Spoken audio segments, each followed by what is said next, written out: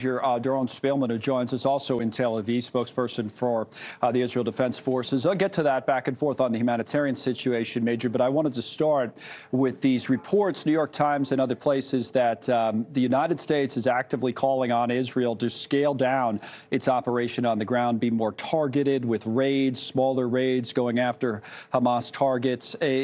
Has any of that gotten to the IDF, and has there been any change in approach here over the last few days, or do you expect to see any change in approach?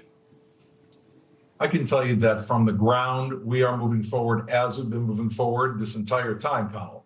We have ground troops. They can call in air support whenever they need that air support. They can call in tanks, artillery. I mean, we're dealing with such a complicated, riddle of trying to get Hamas terrorists out of these areas. These homes are booby-trapped. They pop up in a tunnel on the building you're in. Next thing you know, they're underneath the ground and popping up in the school behind you. So, in order to battle with them, we have all of the equipment at our disposal, and nothing on the ground has changed, to answer your question. So it's still a large-scale military operation, not moving more towards special ops and that kind of thing with smaller raids. Nothing's changed.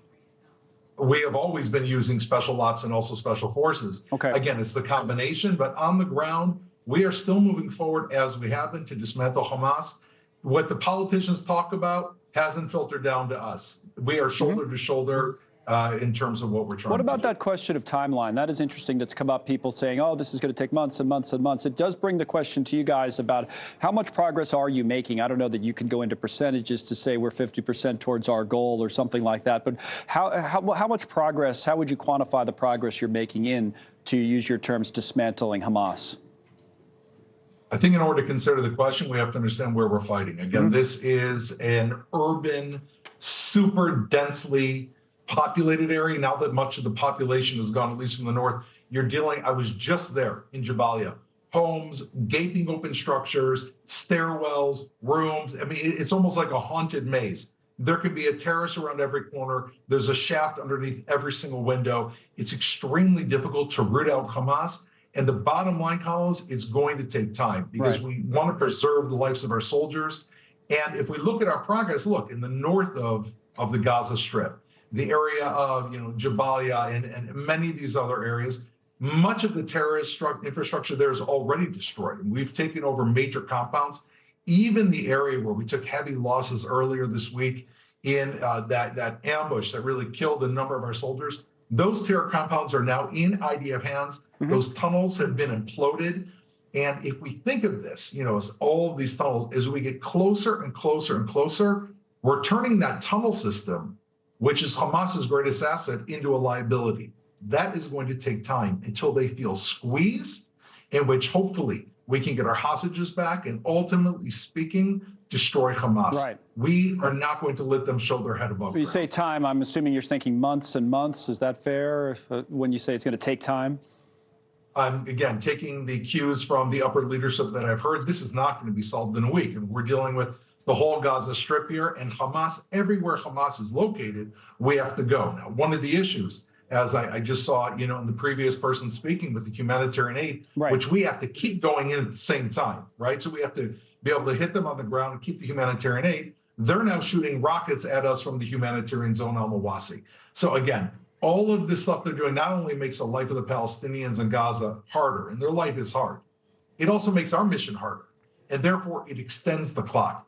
This will go faster if the world and those international aid agencies kind of pressure Hamas, A, to stop taking these people's food, B, move out of the humanitarian zone, C, have a shred of dignity and stand up and fight us on the open field. Don't hide behind your civilians like cowards.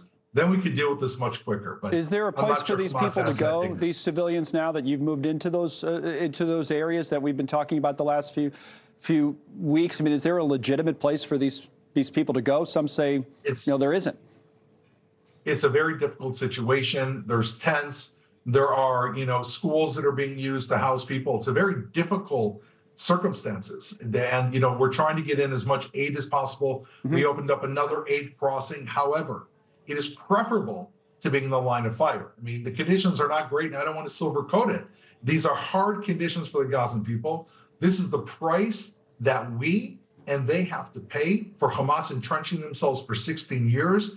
and taking all that money and building this underground web and attacking Israel. But it is preferable to them being in the line of fire. But that's Our why the goal is to U.S. get them out of the line of fire. is pushing reportedly for you to change that approach, to go back to the beginning of our conversation, and we can end it there. But that's why the U.S. seems to be pushing to change the approach, saying that, you know, listen, we can't keep this going like this forever. Is there a limit on your end? I mean, to the amount of civilian casualties that you can withstand before the approach would change?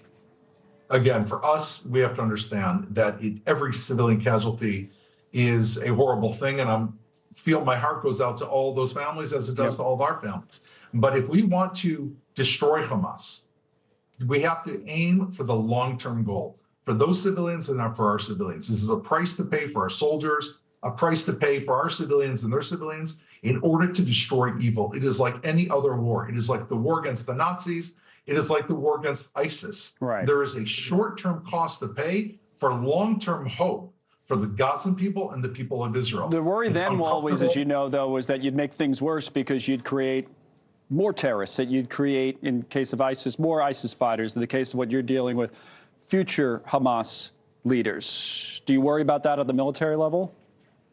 Look, we're dealing now with people who've grown up under this demagogue system of Hamas terror and fear. There are thousands of Hamas fighters that have joined the Hamas ideology. The only way to defeat this at the end of the day is to defeat Hamas. Now, Hamas is hiding behind civilians. The only way to get to them is to do what we're doing. And unfortunately, certain civilians are killed along the way because Hamas is putting them there. There is no other alternative. There is no backing off and letting Hamas regroup. As maybe as scintillating as that may sound, or as attractive as that may sound, it will simply allow them to regroup. At the end of the day, I believe, and the IDF believes, and I hope the world believes, that when we destroy Hamas, what will counter their ideology is going to be hope for those people. That cannot exist if Hamas is still there. Major Doron Spielman from the IDF, thank you again for your updates and answering all of the questions that we asked. We appreciate you coming on once again.